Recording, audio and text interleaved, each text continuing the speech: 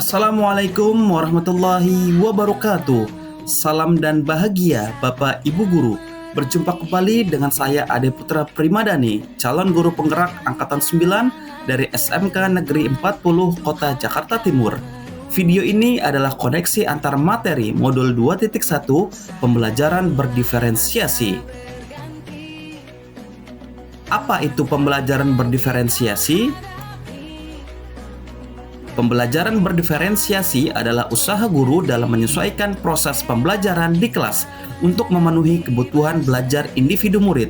Artinya, pembelajaran berdiferensiasi adalah pembelajaran untuk mendukung semua murid di kelas kita. Maksudnya apa ya? Ingat, setiap anak adalah unik. Mereka mempunyai kelebihan dan kekurangan masing-masing. Begitu pula juga dengan minat, gaya belajar, kebiasaan, pola pikir, kemampuan literasi, dan lain-lain. Pasti berbeda kan?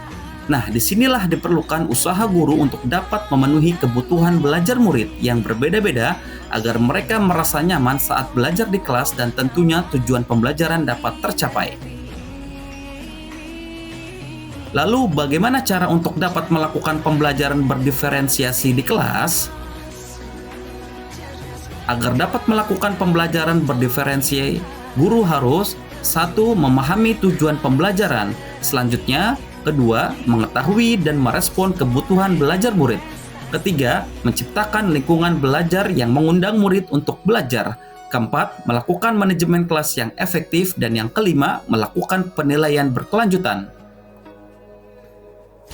Berkaitan dengan kebutuhan belajar murid, guru harus memahami 3 aspek berikut. Pertama, kesiapan belajar murid atau readiness. Kedua, minat belajar. Ketiga, profil belajar murid. Kesiapan belajar murid mengharuskan guru untuk menilai pengetahuan awal dan menentukan apa yang telah murid ketahui dan di mana murid berada. Yang kedua, minat murid. Minat setiap anak pasti berbeda-beda. Minat adalah salah satu motivator penting bagi murid untuk terlibat aktif dalam proses pembelajaran. Yang ketiga, profil belajar murid. Profil belajar murid berkaitan dengan 1. Lingkungan, 2. Budaya, 3. Gaya belajar, dan 4. Kecerdasan majemuk yang berbeda antara satu anak dengan yang lainnya. Kebutuhan belajar murid dapat diidentifikasi berdasarkan cara-cara berikut ini. 1. Mengamati perilaku murid-murid. 2. Mengidentifikasi pengetahuan awal. 3. Mereview dan melakukan refleksi terhadap praktik pengajaran. 4. Berbicara dengan guru murid sebelumnya. 5. Membaca rapot murid di kelas sebelumnya. Dan 6. Menggunakan berbagai penilaian formatif dan diagnostik. Strategi untuk mendiferensiasi pembelajaran bisa dilakukan dengan 3 cara. Pertama, diferensiasi konten. 2. Diferensiasi proses. Dan 3. Diferensiasi produk. Guru dapat memilih salah satu atau kombinasi dari ketiganya. Diferensi konten berkaitan dengan apa yang kita ajarkan seperti materi, konsep atau keterampilan yang perlu dipelajari berdasarkan kurikulum.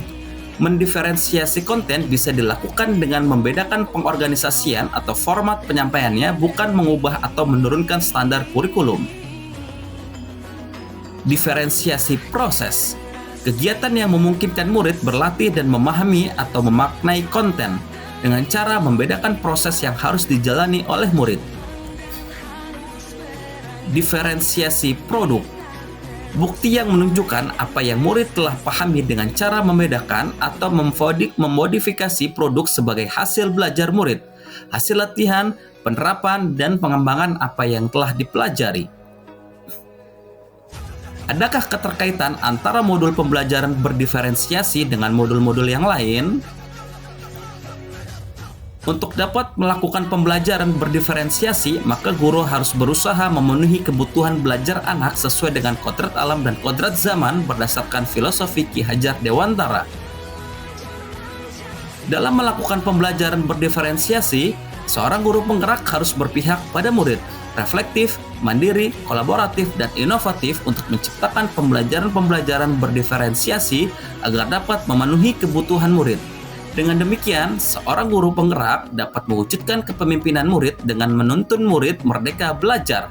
Hal ini sesuai dengan nilai dan peran guru penggerak.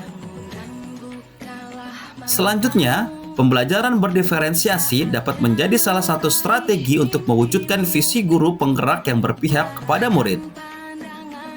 Dan dalam pelaksanaan pembelajaran berdiferensiasi antara guru dan murid harus ada kesepakatan kelas terlebih dahulu agar proses pembelajaran dapat berjalan dengan baik sesuai dengan nilai-nilai budaya positif. Demikian pemaparan koneksi antar materi modul 2.1. Semoga menginspirasi. Kurang lebihnya mohon maaf. Billahi taufiq wal hidayah. Wassalamualaikum warahmatullahi wabarakatuh.